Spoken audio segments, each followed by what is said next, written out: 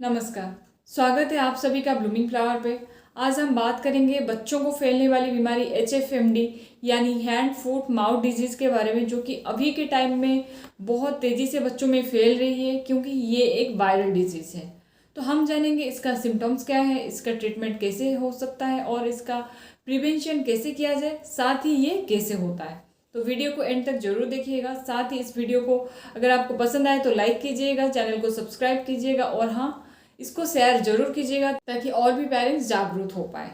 बहुत से पेरेंट्स एचएफएमडी को लेकर बहुत डरे हुए हैं। तो सबसे पहले आप जान लीजिए कि ये एक जानलेवा बीमारी नहीं है, ये एक सेल्फ लिमिट डिजीज़ है जो कि धीरे धीरे ठीक हो जाता है। ये बच्चों में 7 से 10 दिनों तक रहता है और रिसर्च में पाया गया है कि ये 5 साल तक बच्चों को होता है, पर ऐसा देखा गया है कि 5 साल से बड़े बच्चों को भी ये हो रहा है।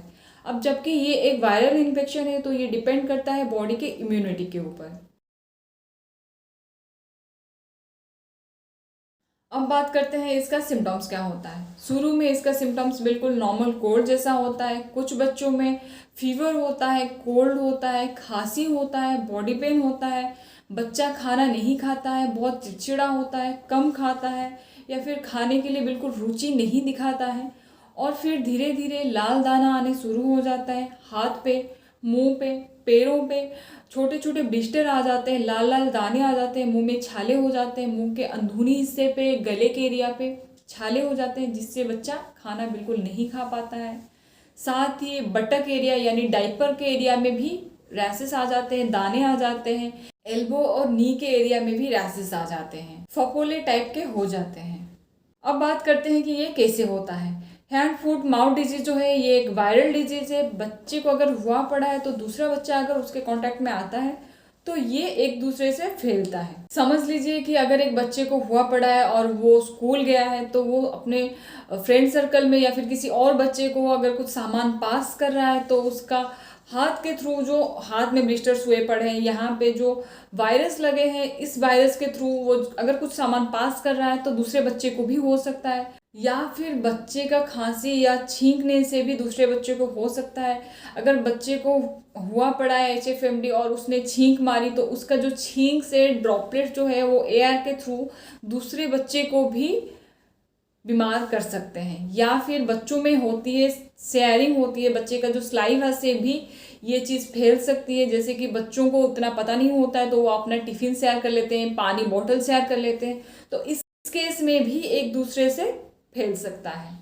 आसान शब्दों में अगर एक बच्चे को हुआ पड़ा है, जो पेशेंट है उसके कांटेक्ट में अगर डायरेक्ट या इनडायरेक्ट कांटेक्ट में अगर दूसरे बच्चे आते हैं तो काफ़ी चांस है कि उसको भी ये डिजीज़ हो सकता है। अब बात करते हैं एचएफएमडी का प्रिवेंशन और उसके ट्रीटमेंट के बारे में। इसका जो प्रिवेंशन है, आपको स्पेशली हाइजीन का ध्यान रखना पड़ेगा। जैसे कि हैंड वॉश करना है खाने से पहले, या फिर बाहर से आते ही आपको सिखाना पड़ेगा बच्चे को कि बच्चा अपना हाथ पैर धो के ही घर में आए, धुले हुए कपड़ा पहने। या फिर बच्चों में फ्रेंड सर्कल में जो टिफ़िन शेयरिंग होती है, बॉटल शेयरिंग होती है, वो एक दूसरे का झूठा ना खाए, दूसरे बच्चे का रुमाल यूज़ ना करे, खाने से पहले हैंड वॉश करें। इवन स्कूल में भी आपको ये आदत लगवानी पड़ेगी कि वो स्कूल में भी जब कभी टिफ़िन खाता है या फिर कुछ भी खाता है तो उसमें हैंड वॉश करके ही वो खाना खाए।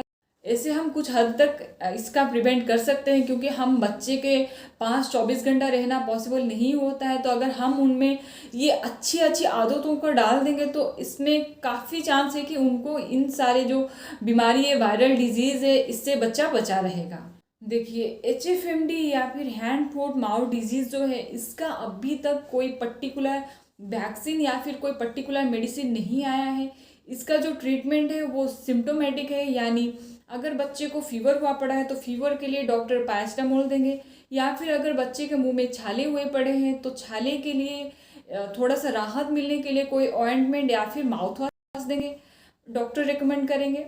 या फिर अगर बच्चे का जो ब्लिस्टर्स है, जो लाल लाल दाने हैं, इसको सूखने के लिए डॉक्टर्स कोई ऑइंटमेंट प्रिस्क्राइब कर सकते हैं। पर अभी तक इसका जो ट्रीटमेंट है, इसका पर्टिकुलर कोई ट्रीटमेंट नहीं आया है। तो इसका जो ट्रीटमेंट डॉक्टर करेंगे वो सिम्टम्स के ऊपर ही करेंगे।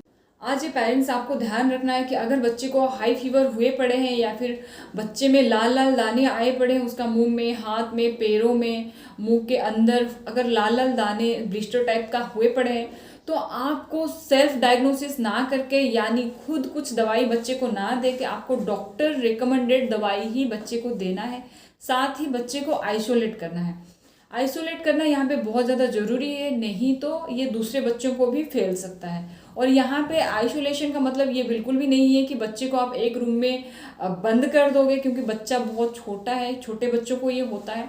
तो आप इस केस में बच्चे को घर में ही रखिए, पार्क में, स्कूल में, ट्यूशन में, बाहर मत जाने दीजिए, घर में ही रखिए जब तक बच्चा कंप्लीटली ठीक नहीं हो जाता है, जब तक उसका जो फपोले जो ब्लिस्टर्स हुए पड़े हैं वो बिल्कुल सूख नहीं जाते हैं, जब तक बच्चे में वायरस बिल्कुल ख़त्म नहीं हो जाते हैं, तब तक आप बच्चे को घर में ही रखिए। HFMD में बच्चे का मुंह में छाले होते हैं, लाल लाल दाने से होते हैं, तो इस केस में बच्चा का जो गला है वो बहुत दर्द होता है, बच्चे का मुंह बहुत दर्द होता है, वो खाना नहीं खा पाता है, वो बहुत परेशान होता है खाना खाने में। तो इस केस में आप बच्चे को लिक्विड फॉर्म में खाना दीजिए और गर्म खाना को तो बिल्कुल अवॉइड कीजिए, जितना हो सके बच्चे को ठंडा खाना दीजिए जिससे बच्चे को थोड़ा राहत मिले और बच्चा खा पाए। अब जबकि बच्चे को खाने में बहुत परेशानी होती है, वो कुछ भी खाना पीना नहीं चाहता है, तो इस केस में बच्चे को डिहाइड्रेशन का बहुत खतरा होता है।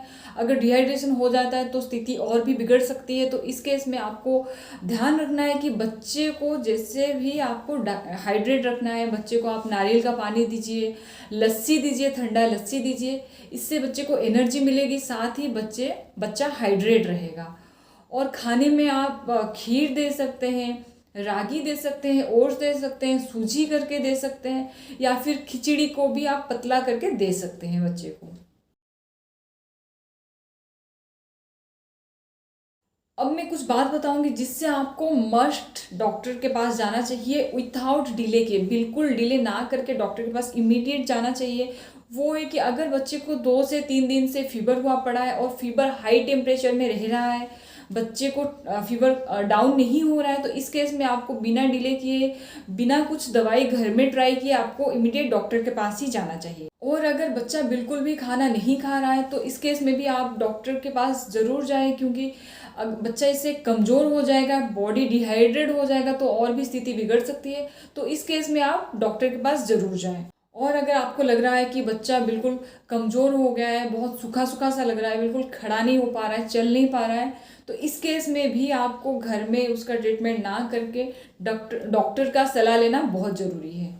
इन सारी सिचुएशंस में आपको डॉक्टर के पास ज़रूर जाना चाहिए, क्योंकि बच्चे को एडमिट भी करना पड़ सकता है। HFMD जो है वो एक खतरनाक बीमारी नहीं है, पर इसका जो सिम्टम्स है इससे बच्चे का स्थिति बिगड़ सकता है।